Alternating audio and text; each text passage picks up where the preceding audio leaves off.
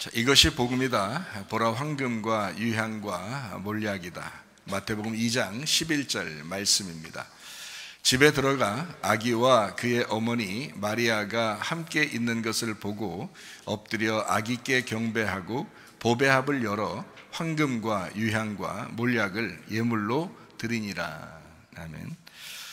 구약에 복음이 있습니다. 이사야 53장 5절의 말씀이거든요.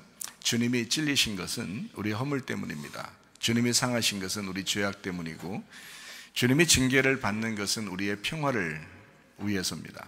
그리고 주님이 채찍에 맞으신 것은 우리가 나음을 얻게 하기 위해서 주님이 그렇게 하셨습니다. 그러니까 순전히 우리 때문이죠. 주님 때문에 그런 건 아닙니다. 우리 때문에 그렇습니다. 우리를 구원하시는 목적이 있습니다. 우리 때문에, 또 하나님이 기뻐하시기 때문에, 그래서 우리를 구원하시는 겁니다. 구원이라고 하는 것은 예전이나 또 미래에 있는 게 아니라 바로 지금 있는 겁니다. 고린도서 6장 2절 말씀에 보면 보라 지금이라 이랬습니다. 구원받는 것도 은혜 받는 것도 지금 있습니다. 그러니까 우리가 멀리 있는 구원이 아니라, 또 옛날에 옛날에 과거에 나는 어땠어 이런 거 중요한 게 아니에요. 여러분이 어떤 사람이든 오늘 그 말씀을 듣는 사람에게 그 구원이 임하는 것입니다. 그것이 성경 말씀이에요.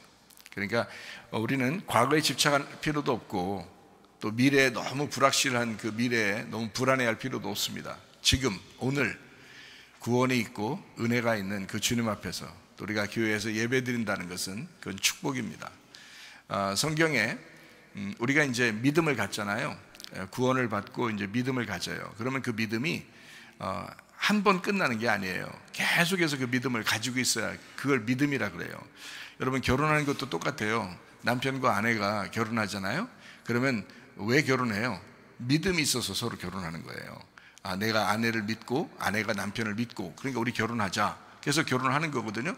근데 결혼하고 난 다음에는 이제 막 믿지도 못하고 신뢰하지 못하고 불신하고 미워하고 이러다가 헤어지는 경우도 상당히 많이 있죠. 그죠? 그러니까 왜냐하면 이제 신뢰가 깨졌단 말입니다. 결혼할 때만 해도 믿음이 있었는데, 근데 중간에 이제 신뢰가 깨진 거예요. 그래서 서로 헤어지고 그런 가정들이 얼마나 많습니까? 그러니까 결혼이라고 하는 것도 믿음을 가지고 결혼한 것처럼 계속 믿음을 가지고 살아가는 거거든요. 그러니까 믿음이 우선이에요. 사랑이 우선이 아니고. 그래서 하나님 우리에게 천국에 올 때 너희들 사랑으로 천국 오는 거야 이렇게 말하지 않아요. 믿음으로 오는 거야 라고 말하죠. 그러니까 믿음이라는 것은 한 번 끝나는 게 아니라 계속해서 믿고 있어야 돼 라는 그런 말이에요. 계속 믿고 있어야 돼 이런 말이거든요. 그러니까 어떤 사람이 실수하고 착각하는 게 뭐냐면, 나 예수님 믿었는데 근데 계속 안 믿는단 말이에요. 그러면 그거는 중간에 자꾸 탈락하는 거잖아요. 자기가 스스로 마음으로 자꾸 내려놓는 거잖아요. 자기의 욕심이나 교만이나 이런 건 자꾸 내려놔도 믿음은 내려놓으면 안 됩니다. 그 믿음은 끝까지 가지고 있어야 됩니다. 그걸 믿음이라 그래요. 그래서 믿음이라는 헬라어 단어가 피스티스라는 단어거든요. 근데 이 단어는 꾸준한 신뢰를 말하는 겁니다. 꾸준한 신뢰. 그러니까 한 번 나 옛날에 믿었었어 이게 아니라 계속 꾸준한 신뢰를 갖는 거, 이거를 믿음이라고 얘기하는 겁니다. 그래서 교회가 있는 거예요. 교회가 계속 그 믿음을 유지시켜 주기 위해서, 여러분을 믿음을 끝까지 붙잡아 주기 위해서 이렇게 있는 것이 바로 교회예요. 그래서 교회 잘 안 나오잖아요. 그러면은 자꾸 믿음이 떨어져요. 그래서 하나님을 옛날에 나도 교회 다녔었는데, 나 하나님 믿었었는데, 근데 이제 그게 잘 안 되는 거예요. 왜냐면 옆에 이제 세상 풍파에 이제 휩쓸려서 살다 보면 자기도 모르게 자꾸 잊어버리거든요. 근데 신뢰라는 거, 믿음이라는 것은 끝까지 가는 것을 이야기한다. 결혼 생활을 생각하면 딱 맞아요. 신랑과 신부가 끝까지 신뢰를 하고 끝까지 믿음을 갖는다. 그러면 그 안에서 사랑이 나오는 거죠. 그래서 믿음이 있으면 사랑이 오는 거다, 이런 게 되는 거예요. 물론 사랑해서 우리가 결혼했죠. 근데 믿음이 있어서 결혼한 겁니다. 그러니까 믿음과 사랑은 같은 거예요. 그래서 소망이 있는 거예요. 그래서 믿음과 소망과 사랑은 하나다 이렇게 말하죠. 그 중에 제일은 사랑이다 라고 하는 게 뭐냐면, 그 중에 으뜸은 사랑이다라는 말이거든요. 으뜸. 그 으뜸은 사랑이다라는 말인데, 그 사랑이라는 게 완성이라는 뜻이에요. 완성. 그러니까 사랑이 완성이다. 믿음과 소망이 있는데 그것의 완성은 사랑이야 라는 거죠. 너 자꾸 믿어야 돼. 뭐 서로 신뢰해야 돼. 너 나를 믿어야 돼. 뭐 예수님이 그렇게 말하죠. 신랑도 그러죠. 신부한테 너 남편을 믿어야 돼. 신랑을 믿어야 돼 라고 계속 얘기할 거란 말이에요. 신부도 그러죠. 나를 신뢰하시라고, 남편이시여 나를 신뢰하라고, 이렇게 믿으라고 얘기할 거란 말이에요. 그러면 그 목적이 뭐예요? 믿고 끝나라는 거예요? 아니에요. 둘이 사랑하자고 얘기하는 거거든요. 둘이 사랑하자고, 서로 신뢰하라는 거예요. 나 왜 못 믿어? 나 믿어야 되는데, 나 믿어줘 막 이러잖아요. 남편도 아내도 그러잖아요. 왜 그러냐면 둘이 사랑해야 되는데 그 사랑하기만 해도, 사랑하는 시간만도 부족한 시대인데, 그런데 자꾸 믿음이 없으니까 사랑을 못 하겠다는 거죠. 그죠? 사랑이 흩어지는 거예요. 믿음이 없으면 사랑이 흩어져요. 마찬가지예요. 우리가 예수님을 믿는다는 것은요, 왜 그게 중요하냐면 완성이 사랑이기 때문에 그렇습니다. 예수님을 사랑한다, 하나님을 사랑한다, 당연히 천국 가는 거죠. 당연히 천국에 있는 거죠. 그런데 그걸 뭘로 가냐 이거예요. 믿음이 있어야 그 사랑이라는 천국을 누릴 수가 있다라는 거죠. 그래서 여러분이 말씀을 듣고 믿음이 생겼다라고 하는 것은 축복입니다. 그것이 우리를 구원에 이르게 만들거든요. 그래서 사랑하게 만드는 거예요. 하나님을 사랑하고 이웃을 사랑하고 그리고 서로 사랑하게 만드는 것입니다. 여러분, 사랑만 하다가 천국 가시기를 바랍니다. 사랑만 하기에도 시간이 부족한 시대예요. 사람들이 얼마나 서로 미워하는지, 얼마나 서로 싫어하는지, 그런 게 세상에 그런 게 너무 많아요. 그러니까 교회는 그런 곳이 아니다. 교회는 특별히 하나님의 사랑으로 사랑하는 곳이다. 이런 교회가 되어야 합니다. 예수님은요, 성령으로 잉태하였습니다. 그리고 우리에게 구원을 주시려고 이 땅에 오셨습니다. 주님께서 광야에서 시험을 다 이기시고 십자가 못 박혀 돌아가시면서 우리를 다 구원하셨어요. 우리의 모든 빚을 다 갚았다 그래요. 그래서 우리의 영혼의 구원을 어떻게 하고 있냐면, 우리가 예수님, 그런 예수님이구나 라고 우리가 받아들였어요. 그럼 그걸 믿음이라 그래요. 그러면 그것을 끝까지 유지하는 것, 이것은 애굽, 광야, 가나안으로 가는 여정처럼 애굽에서 유월절 어린 양의 피로 구원받은 사람들이 광야에 옵니다. 그럼 광야에서 계속해서 그 기간 동안에 믿음을 가지고 있어야 돼요. 안 그러면 탈락합니다. 그죠? 그래서 그 믿음을 유지하고 있는 것, 이것은 뭐냐면 영혼의 구원을 위해서입니다. 그래서 믿음의 결론이 뭐냐? 영혼의 구원이에요. 예수님은 우리에게 구원자가 되시고 치료자가 되시고 회복자가 되십니다. 진짜 여러분 하는 예수님한테 기도해 보세요. 그러면 그대로 되는지 안 되는지 한번 해보세요. 저는 이게 굉장히 경험 많이 해가지고요, 저는 경험을 너무 많이 해서 진짜 기도하면 응답된다, 하나님이 응답해 주시더라. 여러분, 제가 증인입니다. 여러분, 성령을 받고 능력을 받으면 증인된다 그러잖아요. 저는 그런 증인이에요. 여러분에게 얘기하는데 어떨 때는 막 안타까워서 눈물 흘리면서도 얘기하잖아요. 왜냐하면 그게 진짜인데 한번 해봐야 되는데 그거를 사람들이 안 해본단 말이에요. 우리 집에서도 우리 이제 아내한테 그렇게 얘기해요. 사모님한테 진짜 하나님이 살아계시다고 하는 걸 안 보이잖아, 하나님은요. 근데 우리 사모님이, 집사람이 뭐라 그러냐면 목사님을 보면 하나님이 살아있는 것 같아요 라는 얘기를 가끔 해요. 목사님을 보면 하나님이 살아있는 것 같아요, 그런 얘기를 해요. 저도 얘기를 해요. 어떨 때는 좀 우리 이제 집사람이 좀 힘 좀 빠지고 또 아프거나 또 이렇게 어려워할 때나 이럴 때 있으면 제가 그래요. 하나님이 약속하셨잖아. 그리고 우리 기다려보자. 하나님을 기대해보자. 그렇게 얘기하고요. 내가 증인이잖아. 당신이 나의 모든 모습들을 다 보았잖아. 나의 과거도 다 알잖아, 당신이. 그리고 하나님이 나를 어떻게 만나 주셨는지 당신이 봤잖아. 그리고 지금 내가 어떻게 생활하고 있는지 당신이 봤잖아. 증인이야. 내가 증인이야. 당신도 그걸 확인했잖아. 그러니까 우리 하나님 잘 믿어봐라. 기다려봐라. 기대해보자. 그럼 하나님이 반드시 응답해 주신다. 실제로 여러분 기도하시면요, 예수의 이름으로 기도하면요 반드시 이루어지는 것이 많습니다. 그러므로 기도를 게을리하지 마세요. 기도를 끊지 마세요. 반드시 기도해 보세요. 하나님이 응답하실 줄로 믿습니다. 저는 그런 응답을 많이 받아봐서 압니다. 저는요 뭐 눈으로 보이기도 하고요, 그리고 귀로 들리기도 하고요, 그리고 마음으로 들리기도 하고요, 실제로 환경적으로 바꿔서 이루어지는 것도 많이 보았습니다. 제가 죽을 병도 나섰죠. 그리고 천국도 봤죠. 지옥도 봤죠. 천사도 만났죠. 어떻게 생겼는지 지금도 생생하죠. 이렇게 이제 사람들이 자기들 못 봤으니까 내가 이제 본 거에 대해서 얘기하면 사람들이 에휴 어떻게 생겼어요? 보세요, 좀 보시라고, 기도하시고 보시고 그래 보라고요. 저는요 이런 주님을 경험한 것에 대해서 굉장히 진지합니다. 왜냐하면 제가 경험을 해봤기 때문에 그래요. 사람이 경험만큼 좋은 그 증인이 없거든요. 증인은 눈으로 확인한 사람, 본 사람이에요. 그게 증인이에요. 그죠? 눈으로 본 사람이 증인이고요, 확실한 것이 자기에게 왔을 때 그것을 경험해 본 사람이 증인입니다. 그렇죠? 여러분이 그리스도의 증인이 되려면 성령을 받고 능력을 받으셔야 돼요. 성령을 받는 것은 말씀으로 오는 거고요, 능력을 받는 것은 기도로 오는 것입니다. 그러니까 말씀과 기도로 거룩해지는 거예요. 여러분, 영과 진리로 예배드리면서 그 예배에 주님 만나시기를 바랍니다. 마태복음 2장 11절 말씀입니다. 집에 들어가 아기와 그의 어머니 마리아가 함께 있는 것을 보고 엎드려 아기께 경배하고 보배합을 열어 황금과 유향과 몰약을 예물로 드리니라. 마태복음에 예수님 탄생하신 것이 나오죠. 그리고 누가복음에도 예수님 탄생하신 것이 나옵니다. 그렇죠? 여러분, 우리가 성경을 자세히 이렇게 좀 쳐다보면은 마태복음에 예수님이 탄생하셔서 나와 있는 기록과 누가복음에 나와 있는 예수님 탄생의 기록은 약간 달라요. 그러니까 누가복음에 나와 있는 예수님 탄생은 베들레헴에 예수님이 태어나시고 구유에서 구에서 이제 나셨다, 그렇게 돼 있고, 그리고 거기에 누가 이제 와서 축하해 주냐면 목동들이 와서 축하를 해 줍니다.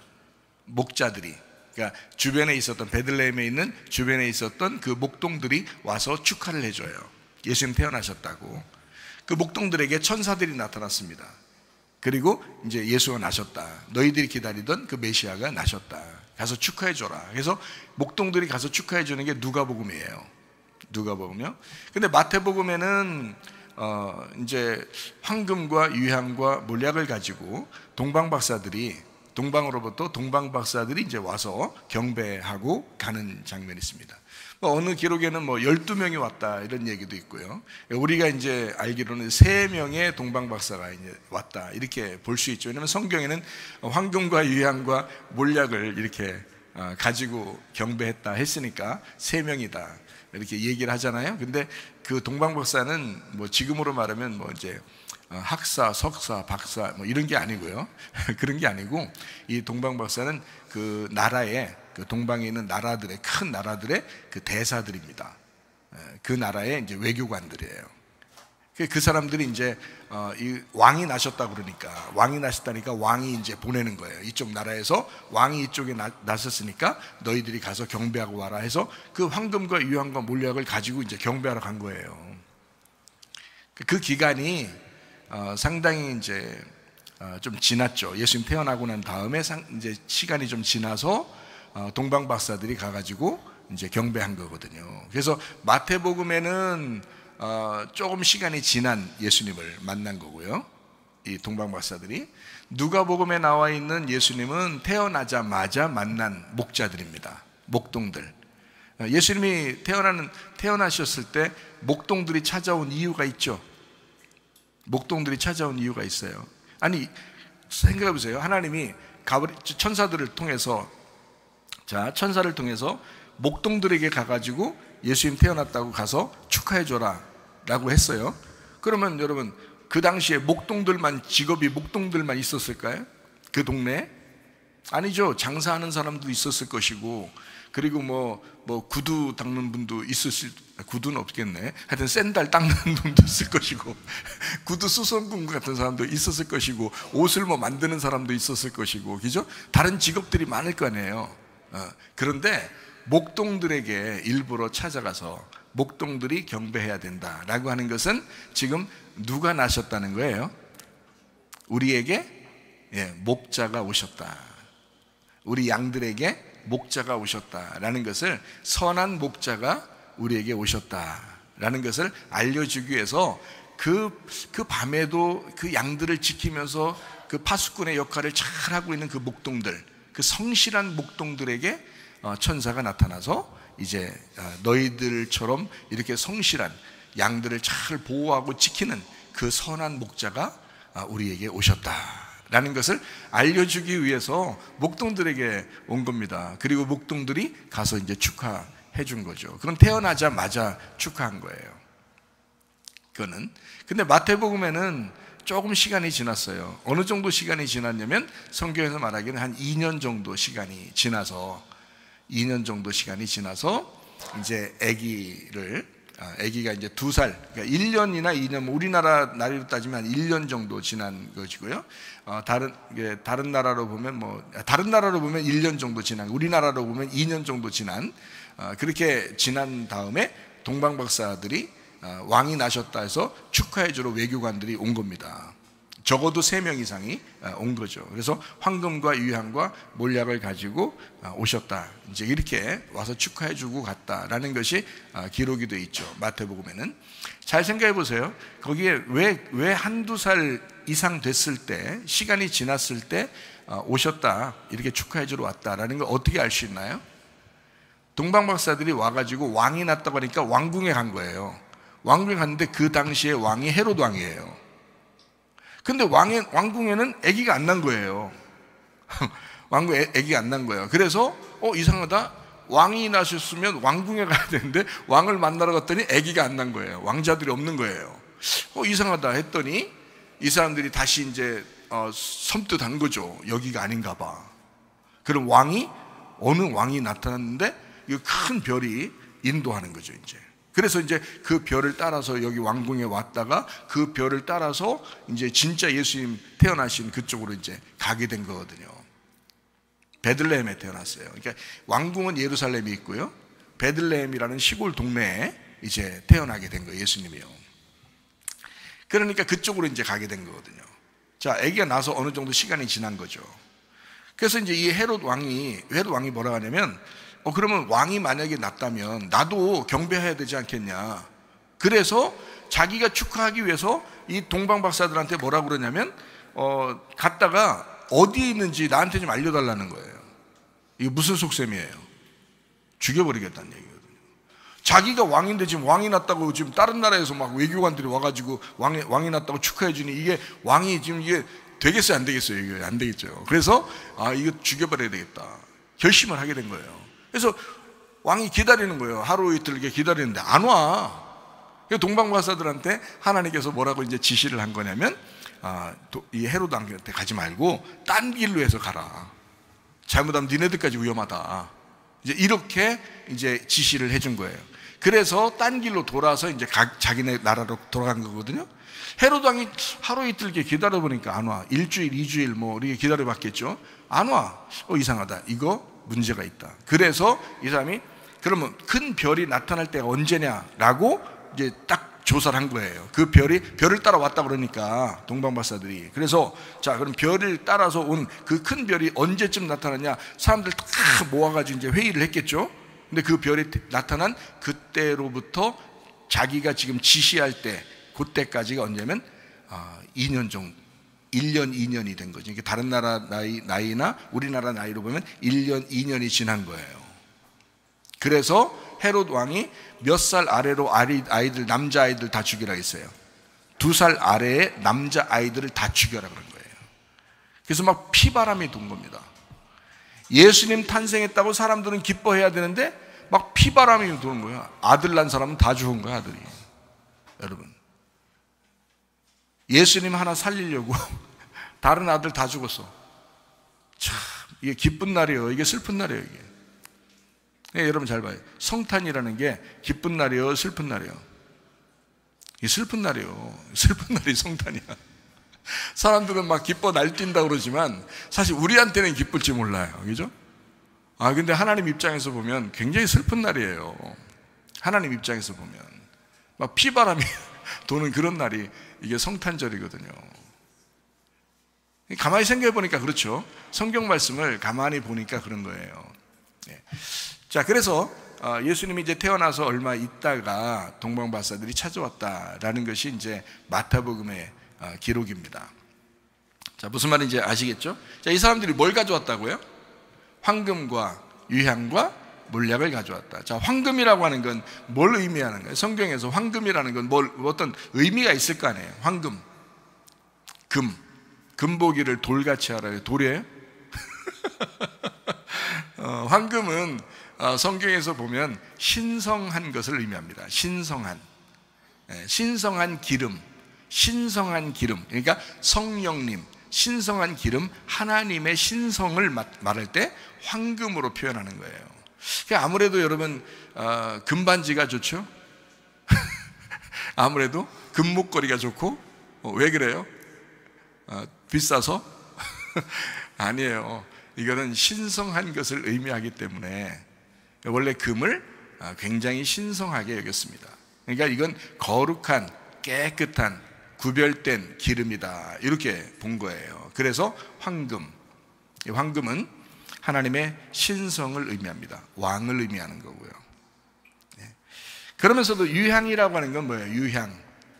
유향은 뭐예요? 냄새를 풍기는 거잖아요. 향기를 풍기는 거라고요. 그게 유향이라고요.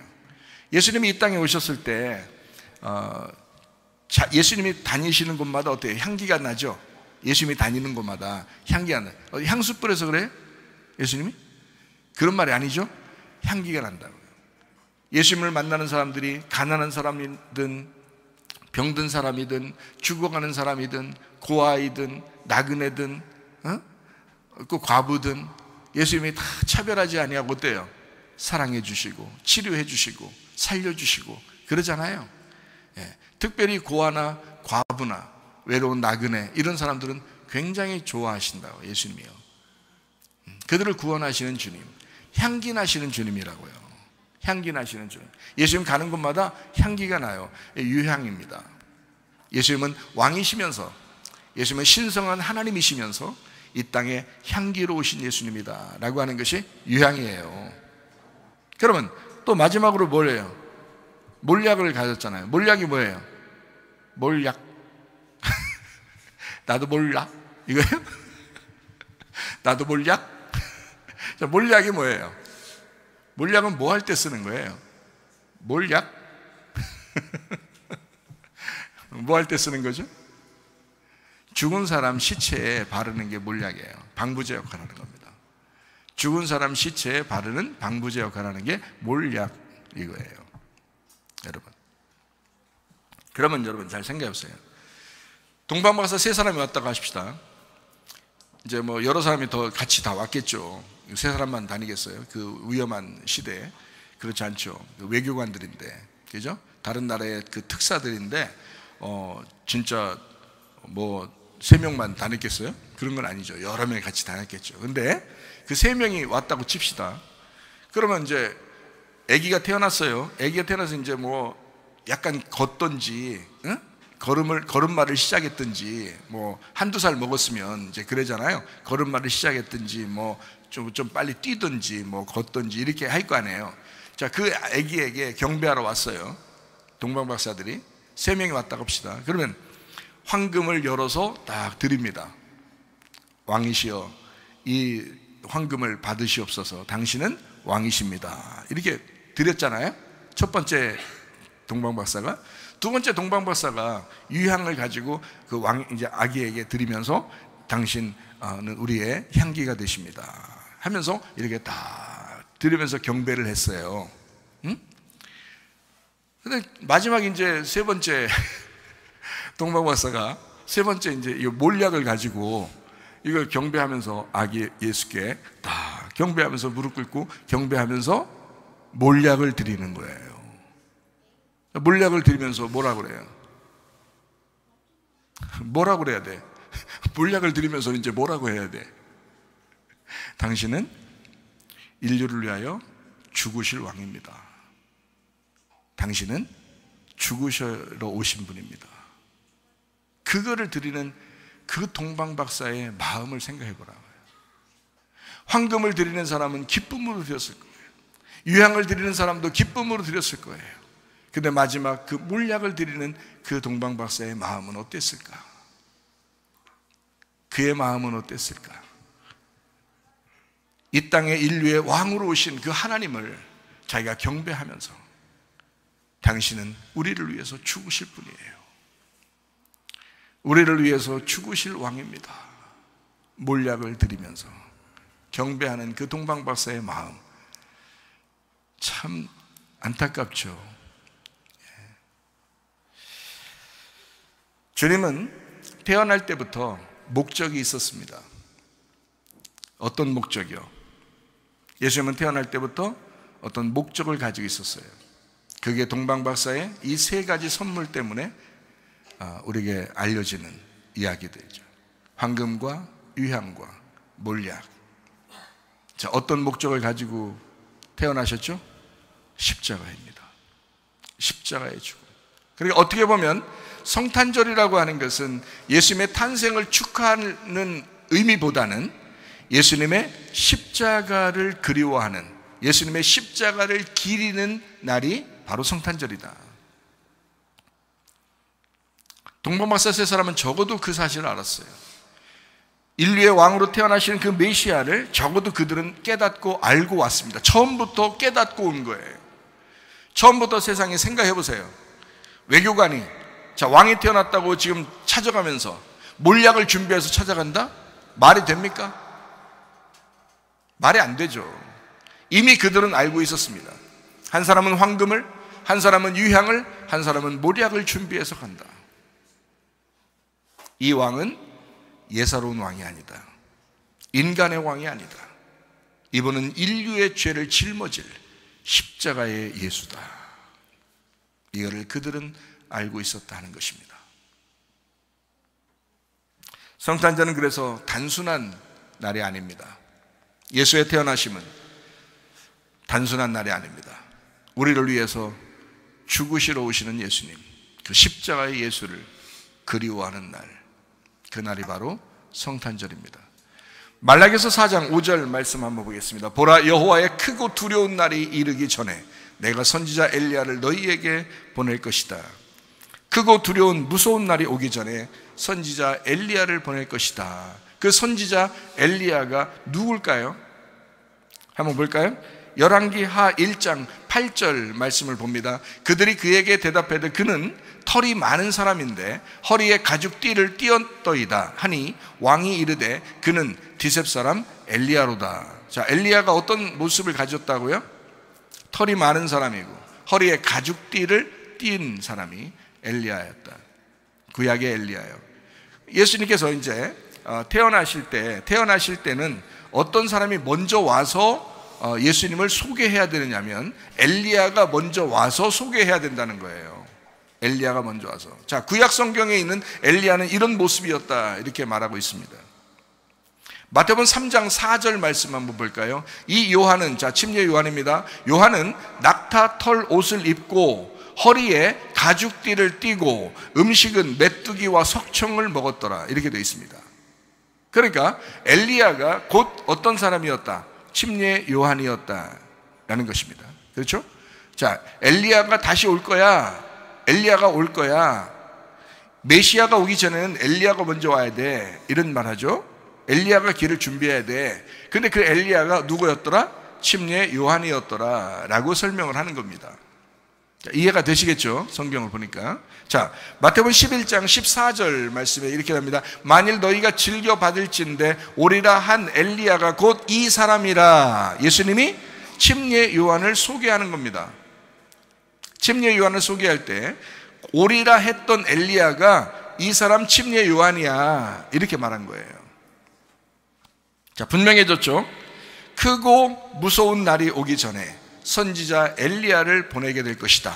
그가 바로 침례 요한이었다라는 것입니다. 크고 무서운 날이 뭘까요? 크고 무서운 날. 그러면 크고 무서운 날이 임한대요. 그러기 전에 엘리야가 온대요. 자, 크고 무서운 날이 뭐겠어요? 생각해 보세요, 여러분. 성경 이제 우리가 읽었으니까 이제 생각해 볼 수 있죠. 자, 예수님이 오시기 전에 엘리야가 먼저 올 거야. 근데 그 엘리야가 침례 요한이야. 그 침례 요한이 먼저 올 거야. 그러면 크고 무서운 날이 임하기 전에 엘리야가 올 것이다 라고 했습니다. 그러면 크고 무서운 날이 어떤 날이에요? 성탄절이에요. 성탄절. 가만히 생각해 보세요. 가만히 생각해 보시라고. 그렇죠? 성탄절이 크고 무서운 날이라고요. 어때요? 이제 성탄절 어떻게 좀 웃으면서 기쁨으로 맞이해야 되나? 우리가 이거 뭔가 긴장하고 맞이해야 되나? 자, 성경을 생각해 보죠. 자, 크고 무서운 날, 그러면 이건 심판의 날입니다. 심판의 날. 자, 나를 끝장내러 오시는 날. 심판의 날이라고 하는 것은 나를 끝장내러 오시는 날이다. 이것이 나를 끝장내는 날, 그게 심판의 날이죠. 그게 크고 무서운 날이에요. 그러면 우리는 결국에 그 날이 어떤 날이라는 걸 알아요? 성탄절이라는 걸 알아요. 예수님의 성탄입니다. 그럼 예수님의 성탄은 결국 황금과 유향과 몰약을 드리는 날이다. 그러면 그 날은 황금과 유향과 몰약을 드리는 날은 예수님이 어떤 예수님으로 오시겠다는 얘기예요?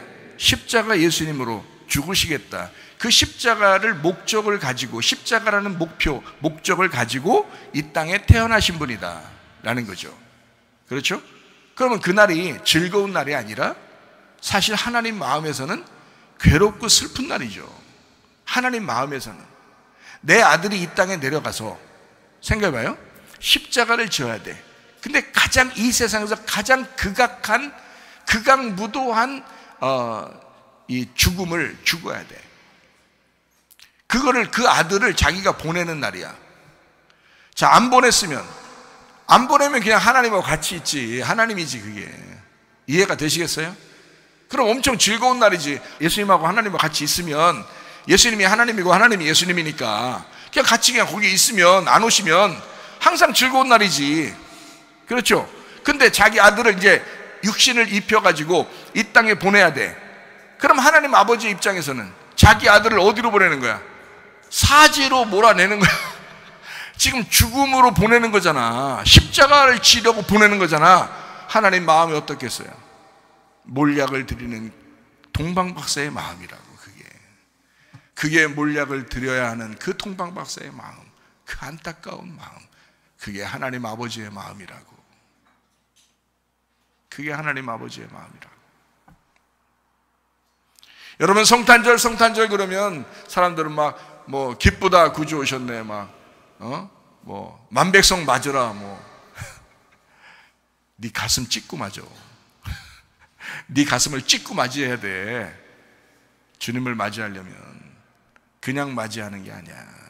네 가슴을 찢고 맞이해야 되는 거야. 너의 죽음이 있어야 예수님을 맞이하는 거야. 너의 죽음이 없이 그냥 맞이하니까 흥청망청, 이 세상은 막 그냥 더 혼란하고 더 흥청망청하는 그런 시간들을 막 보낸단 말이에요. 그게 무슨 성탄절이에요? 그게 무슨 성탄절이냐고. 성경도 모르는 성탄절, 성경을 정확하게 알고 성탄절을 맞이하시기를 바랍니다. 성탄절은 흥청망청하는 날이 아니에요. 이 날은 크고 무서운 날이래요. 하나님 아버지가 가장 슬퍼하는 날, 그 날이 성탄절이라고요. 물론 우리를 구원하기 위해서 오신 날이니까 우리한테는 기쁜 날이죠. 그러나 하나님 아버지의 마음에서는 몰약을 드리는 날이야. 죽는 날이야. 내 아들이 죽어야지 끝나는, 죽을 때까지 그 태어나서 죽을 때까지 그 고민을 안고 살아가야 하는 자기 아들, 그날이 성탄절, 십자가의 죽음을 안고 크고 무서운 날, 나를 끝장내는 날. 자, 나를 끝장내는 날이니까 생명의 양식으로 풍성한 날이죠. 이 땅에 있는 양식들을 먹던 우리가 내가 끝장나니까 하나님 말씀, 하나님 양식을 생명의 양식으로 풍성하기를 바란다는 거죠. 그래서 교회 나오잖아요. 우리가 하나님 말씀 들으러. 그렇죠? 그 날이 우리의 성탄입니다. 예. 하나님 말씀, 그 생명의 양식을 그리워하고 그 생명의 양식을 받아들이려고 하는 날, 나를 찢는 날, 내가 심판받는 날, 나를 끝장내는 날, 내 마지막에 하나님의 생명의 양식이 들어오는 날. 그래서 성탄절은 마치 유월절과 같고 오순절날과 같은, 주님이 오시는 날과 같고 주님의 성령이 오시는 날과 같은 아주 놀라운 날입니다. 신명기 11장 14절 말씀을 보겠습니다. 여호와께서 너희의 땅에 이른 비 늦은 비를 적당한 때에 내리시리니 너희가 곡식과 포도주와 기름을 얻을 것이요 라고 했습니다. 거기 이른 비 늦은 비라고 했습니다. 이른 비 늦은 비, 이른 비라고 하는 건 가을에 있는 거고요, 늦은 비라고 하는 것은 봄에 있는 것입니다. 우리나라하고 좀 달라요. 반대입니다. 우리나라는 봄에 이른 비라고 그러고요, 가을에 늦은 비라고 그럽니다. 근데 이스라엘은 다르죠. 이스라엘은 이른 비가 가을이고요, 늦은 비가 봄입니다. 그럼 이것을 어떻게 우리가 볼 수 있는 거냐면요, 소낙비가 내린다, 아주 비가 많이 내린다 할 때 이른 비, 늦은 비 이렇게 볼 수 있는 거거든요. 신명기 32장 2절 말씀입니다. 내 교훈은 비처럼 내리고 내 말은 이슬처럼 맺히나니 연한 풀 위에 가는 비 같고 채수 위에 단비 같도다. 자, 비가 내린다라고 하는 것을 의미하는 주의 말씀은 소나기 같이 내린다, 주의 말씀은 비처럼 내린다, 아주 달콤한 단비처럼 내린다라는 그런 의미예요. 왜냐하면 채소들이나 이런 것들은 비가 내려야 사니까. 이 온 우주는 비가 내려야 살잖아요. 우리들은 마찬가지로 비, 생명의 말씀, 그 주의 말씀은 소나기처럼 내린다. 근데 이른 비와 늦은 비로 온다 이렇게 돼 있어요. 그러니까 가을 비와 봄 비로 온다라는 말이죠. 그럼 가을 비에도 한번 왕창 내리고 봄에도 왕창 내리는 그 가을 비와 봄 비, 이른 비와 늦은 비를 의미하는 거거든요. 그러면 이게 성경에서 의미하는 게 있어요. 그게 뭐냐면 이른 비 때 예수님이 오시는 거고요, 그리고 늦은 비 때 성령님이 오시는 겁니다. 여기에요. 이게 정해져 있는 거예요. 이 성경 전체에서는 두 가지의 아주 특징적인 이야기가 있습니다. 두 가지의 아주 특징적인 이야기가 있는데 그게 바로 이른 비, 늦은 비입니다. 무슨 말이냐면 이른 비와 늦은 비를 통해서 하나님이 우리에게 보내시는 두 개가 있는데, 하나는 예수님이고요, 하나는 성령님이십니다. 그러니까 물론 예수님이 성령님이시죠. 성령님은 예수님의 영입니다. 근데 이 성령님이 오시려면 예수님이 죽으시고 부활해야지 오는 것이 성령님이에요. 그래서 예수님이 오시는 거를 이제 이른 비, 성령님이 오시는 거를 늦은 비 이렇게 한 거예요. 이게 오면은 놀라운 일들이 벌어지는 거죠. 소생하는 거죠. 예수님이 오면은 죽어가던 자들이 소생하는 거예요. 성령님이 오셔도 죽어가는 자들이 소생하는 거죠. 생명의 양식입니다. 생명의 양식, 그 소낙비와 같은 생명의 양식, 이른 비와 늦은 비라고 하는 거죠. 그러면 이제 이른 비는 뭐예요? 그러니까 성탄절이죠. 늦은 비는 뭐예요? 오순절 날이죠. 그러면 자, 이른 비와 늦은 비는 같아요, 틀려요? 같은 거죠. 성탄절과 오순절은 같은 것이다. 이해가 되시겠죠? 무슨 말인가? 그러니까 성경에 나와 있는 모든 절기는 바로 예수님에 대한 이야기입니다. 그러니까 유월절이 성탄절이고요, 부활절이 오순절이고요, 다 마찬가지예요. 그러니까 유월절, 무교절, 초실절, 오순절, 나팔절, 속죄절, 장막절, 이게 다 예수님에 대한 이야기예요. 모두 다 같은 이야기라고요. 자, 성탄이라고 하는 것은 십자가의 죽음이었습니다. 그것이 성탄절이었습니다. 그것을 목적으로 오신 분이 바로 예수님이십니다. 그래서 유월절 어린 양인 거예요. 유월절 어린 양, 그가 예수님이다. 그래서 유월절 어린 양으로서 죽는 거죠. 유월절 어린 양으로서 죽는 거, 그게 어떤 목적이었어요? 성탄절의 목적이었다는 거죠. 십자가에 그 죽으실 때가 언제예요? 유월절이에요. 십자가 죽으실 때가 유월절이거든요. 그 유월절은 왜 있는 거냐? 성탄절이. 그래서 성탄절은 또 왜 있느냐? 유월절 때문에. 이해가 되겠어요? 그러니까 성탄절과 유월절은 같은 것이다. 그리고 또 한 번의 비가 내리는데 그게 바로 늦은 비예요. 오순절 성령 충만입니다. 자, 오순절 성령 충만할 때가 사도행전 1장 2장에 나와 있는 그런 이야기인데요. 그때 베드로가 막 설교합니다. 너희들이 예수를 잘못 죽였다. 너희들이 메시아 예수를 잘못 죽였다라고 설교할 때 사람들이 어때요? 막 가슴을 치며 통곡하며 웁니다.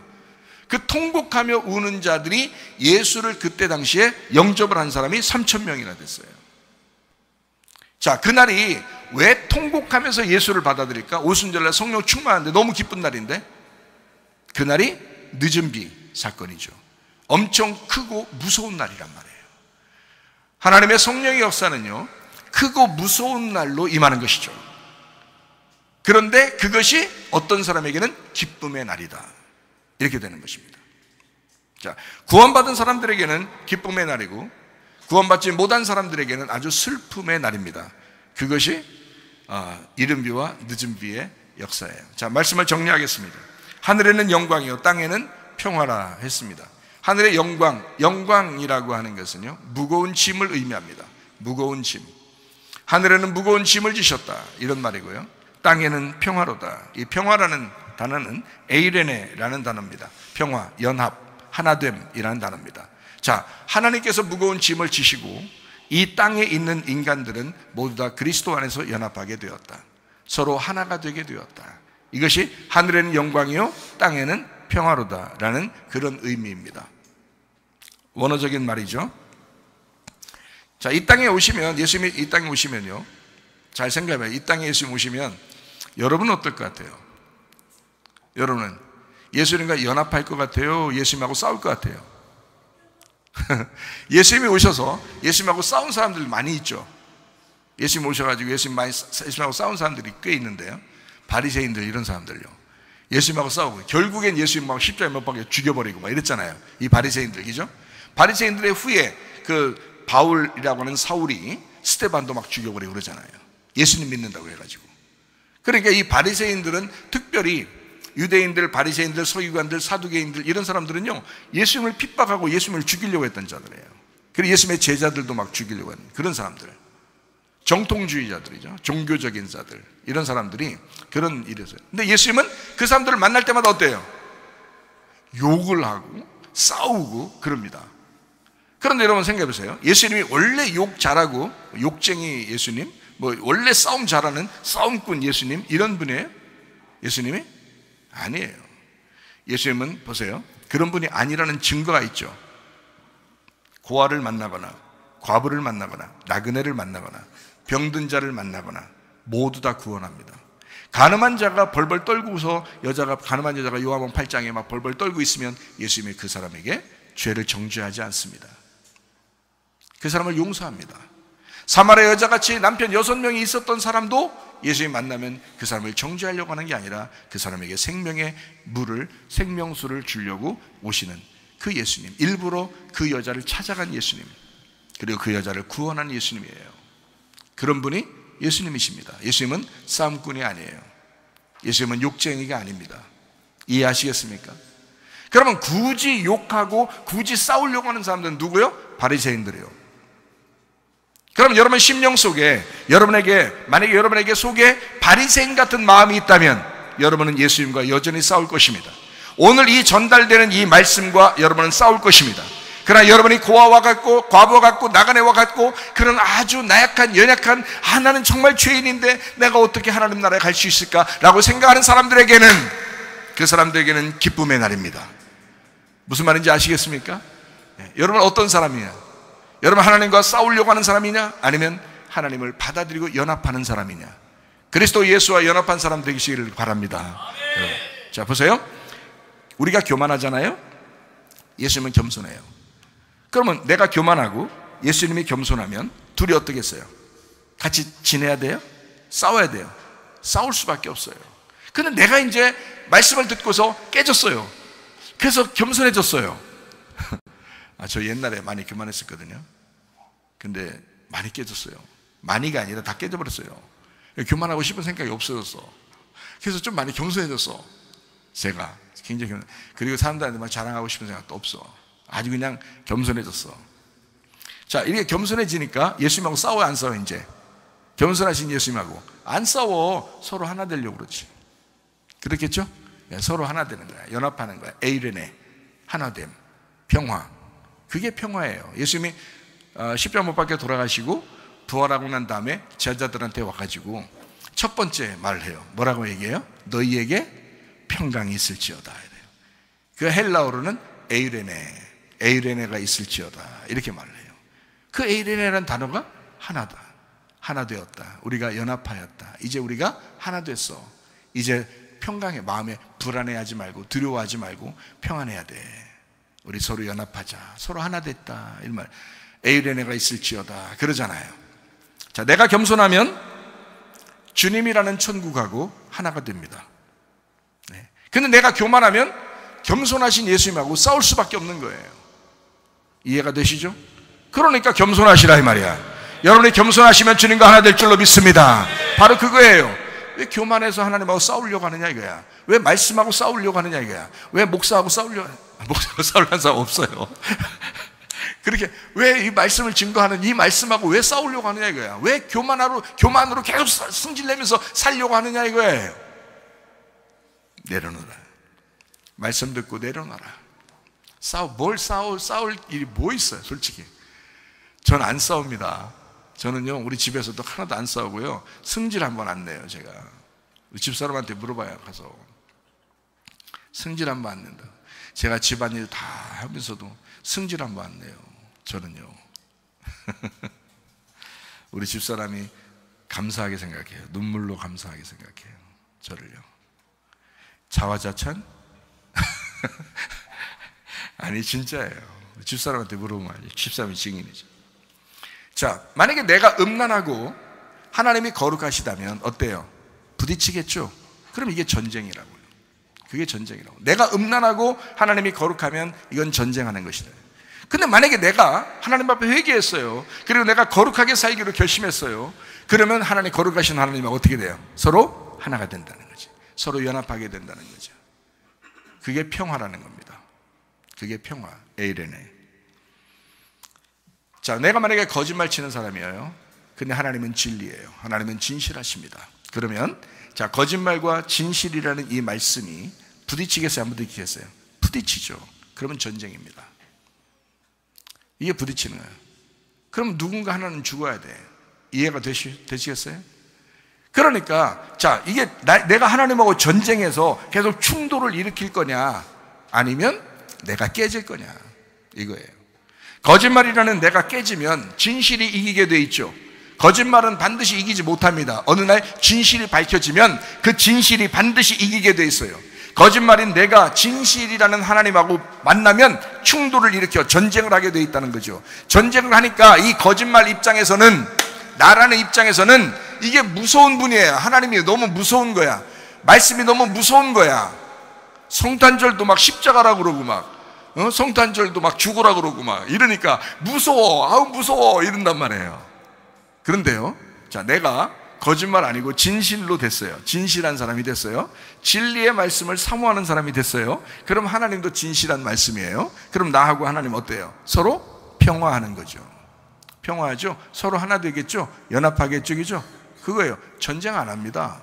하나님하고 전쟁 안 합니다. 무섭지 않습니다. 성탄절이 기쁜 날입니다. 우리에게는 기쁜 날이 되는 거죠. 근데 성경에서는 그렇게 말하지 않죠. 성경에서는 이 성탄절을, 주님이 오시는 날을 크고 무서운 날이다 라고 했습니다. 두려운 날이다, 슬픈 날이다, 그날은 아주 잔인한 날이다, 이렇게 표현하는 것입니다. 왜냐하면 어둠이라는 나하고 빛이라는 분하고 싸우러 오는 거니까. 빛이라는 분이 싸우러 오는 거죠. 어둠을 깨뜨리고 어둠을 빛으로 만들려고 오시는 분이잖아요, 예수님이. 그러니까 어둠의 입장에서는 싸우러 오시는 예수님 때문에 이게 심판받으니까 무서운 거예요. 그런데 이제 우리가 빛이 되잖아요. 그러면 예수님하고 하나 되잖아요. 그럼 그날이 기쁜 날이에요. 우리에게 행복한 날이라고요. 여러분에게 황금으로 오신 예수님, 유향으로 오신 예수님, 몰약으로 오신 예수님, 나를 위해서 오신 예수님, 그 예수님이 여러분의 예수님 되시기를 바랍니다.